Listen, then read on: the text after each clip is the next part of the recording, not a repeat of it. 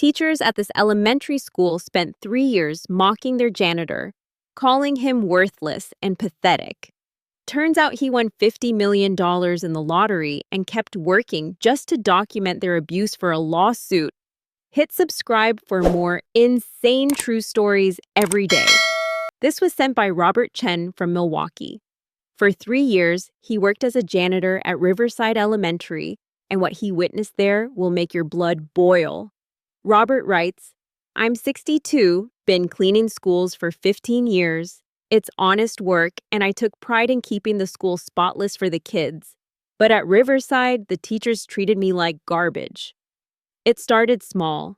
Teachers would accidentally knock over coffee right after he cleaned.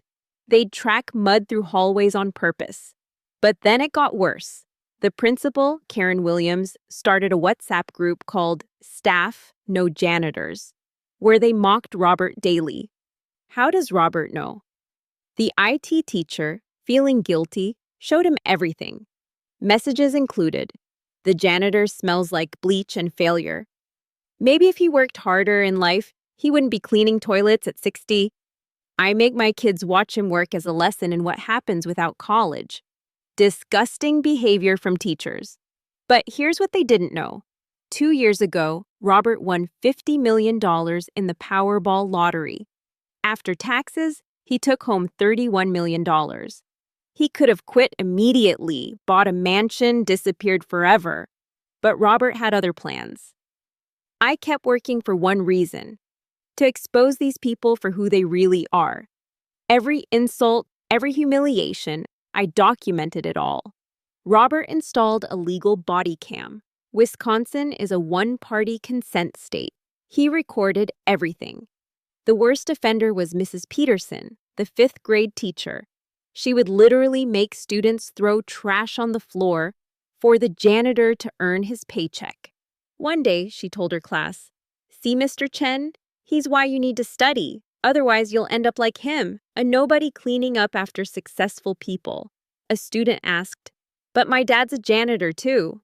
Mrs. Peterson, "Then your dad needs to work harder and get a real job." The child started crying. Robert has this on camera. Principal Williams was even worse. She once spilled coffee on Robert's head, accidentally, during a staff meeting, then said, "Oh, sorry, Chen. But you're used to being dirty, right?" Everyone laughed. Robert just smiled and kept recording. She also cut his hours to avoid paying benefits, made him work with broken equipment, and denied his vacation request for 3 years straight. Robert documented it all. Every incident, every witness, every date and time. Last month, Robert decided it was time for revenge. During the monthly staff meeting, Principal Williams was presenting the budget, complaining they needed more money for important things, not maintenance staff. Robert raised his hand. "May I say something?" Williams rolled her eyes. "Make it quick, Chen. You're not even supposed to be in this meeting." Robert stood up. "I've been documenting something interesting for 2 years. He connected his laptop to the projector. The first video played. Mrs. Peterson telling students their janitor parents were failures. The room went silent. Next video, Principal Williams saying, "Chen's too stupid to understand basic English. That's why he's a janitor." Then screenshots of the WhatsApp group with every cruel message. Teachers started panicking. "You can't record us without permission." Robert smiled. Wisconsin is a one-party consent state. All legal. Principal Williams stood up. "You're fired! Get out!" "Robert, actually, I'm quitting. But first, you should know something else." Robert pulled out a photo of himself holding a giant lottery check. 2 years ago, I won $50 million. I kept working to see if wealth would change how you treated me. It didn't. You treated me like trash when you thought I was poor." Everyone's face went white. Mrs. Peterson stammered, Why didn't you tell us?" "Because I wanted to see your true character. And now I have 2 years of evidence for my lawsuit." Robert's lawyer walked in. "I'm serving you all with papers. Hostile work environment, discrimination, and intentional infliction of emotional distress." But Robert wasn't done. I also bought something interesting last month. This building. Principal Williams. What? The school district's been renting this building from Riverside Properties LLC. I bought the company. I'm your landlord now. And guess what? Your lease violation notices are on your desk. Turns out, the school violated dozens of lease terms. Unauthorized modifications, safety violations, subletting the gym without permission. You have 30 days to vacate or pay $500,000 in penalties. The next day, the story hit local news. Parents were outraged. Mrs. Peterson was getting destroyed on Facebook. Parents demanded she be fired for teaching their kids to disrespect workers.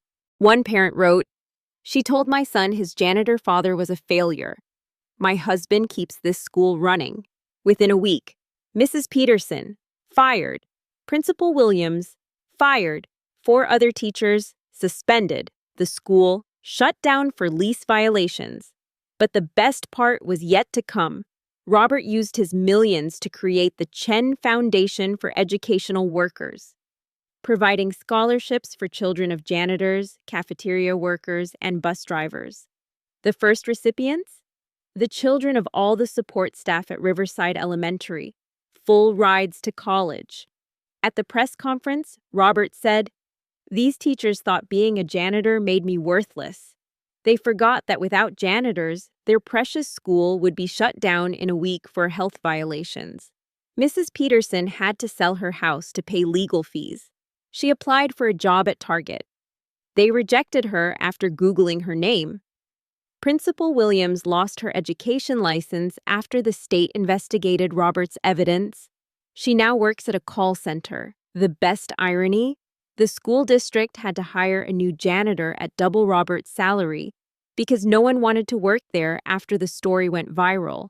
Robert writes, "I still work as a janitor, but now at a children's hospital where I'm treated with respect. I donated $10 million to the hospital, but I still clean because I love the kids." Last week, Mrs. Peterson saw me at Walmart. She tried to apologize. I just said, "I forgive you, but my lawyers don't." She literally ran away. The WhatsApp group messages are now required reading in the district's sensitivity training. Every new teacher has to read how they destroyed their careers by mocking a janitor. My only regret, not buying a body cam sooner. Can you believe these teachers mocked a millionaire for 3 years? Never judge someone by their job. If you've ever been disrespected at work, share your story below.